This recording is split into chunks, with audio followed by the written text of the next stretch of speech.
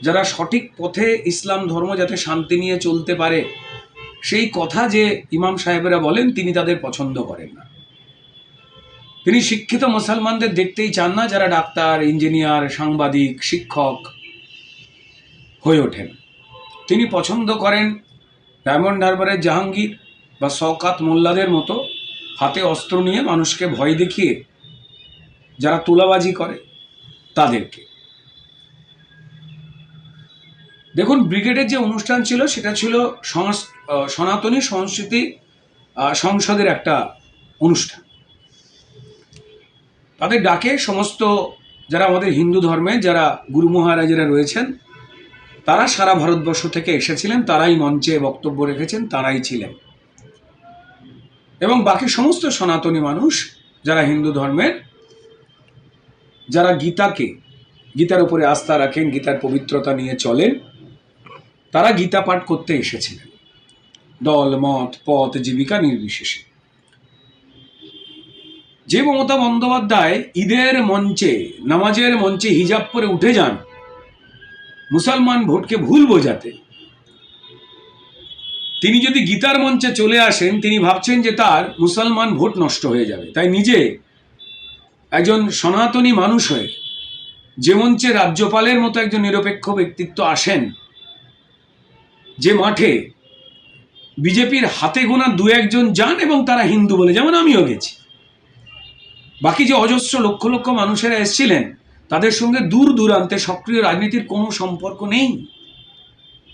আসলে মমতা বন্দ্যোপাধ্যায় অজুহাত খুঁজছেন। যিনি বিধানসভায় দাঁড়িয়ে হিন্দু ধর্মকে গান্দা ধর্ম বলেন ঈদের মঞ্চে, যিনি বিধানসভায় দাঁড়িয়ে পবিত্র মহাকুম্ভকে মৃত্যু কুম্ভ বলেন, যার আমলে মালদা, মোথাবাড়ি, মুর্শিদাবাদ হয় এবং হিন্দুদের দমন করে ওয়াকফ আন্দোলনের নামে তার সিদ্দিকুল্লাহ চৌধুরী এবং কাউন্সিলর মেহবুব আলমের টিম, যারা হরগোবিন্দ দাস এবং চন্দন দাসকে কুপিয়ে হত্যা করে, তিনি চুপ থাকেন।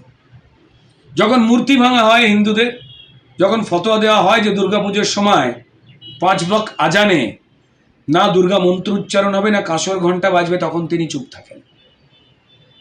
তো যাই হোক, এখানে মুখ্যমন্ত্রী যিনি আসলে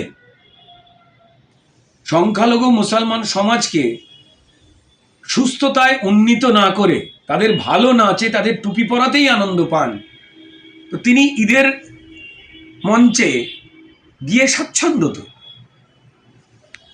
যিনি ক্রমাগত হিন্দু বিরোধিতা করেই যিনি নিজে কোনো রকমে টিকে আছেন মুসলমান ভাইদের ঠকিয়ে, তো যারা ঠকছেন এটা তাদের দায়। লুটেরা বাবরের নামে যে মসজিদ, এই অদ্ভুত লোক হুমায়ুন কবির, যিনি 30% হিন্দু মুর্শিদাবাদে তাদের কেটে ভাগীরথীতে বাসিয়ে দেবো বলেছিলেন, তিনি তখন চুপ করে প্রশ্রয় দিয়েছিলেন। আর যে ববি হাকিম বড় বড় আজকে কথা বলছে হুমায়ুন কবিরের বিরুদ্ধে, তিনি যখন দাওয়াতে ইসলাম দিয়ে যারা হিন্দু এবং অন্যান্য ধর্মে জন্মে পাপ কাজ করেছেন, পুণ্য করেননি, তাদের ইসলামে ধর্মান্তরিত করবার কথা বলেছিলেন, তখনও তিনি চুপ ছিলেন। অর্থাৎ তিনি সনাতন বিরোধী, হিন্দুত্ব বিরোধী, হিন্দু ধর্মের পবিত্রতা বিরোধী, সবাই জানে। জাস্ট ভোটের জন্য মাঝে মাঝে এই সেই মন্দির টন্দির করবার কথা বলেন।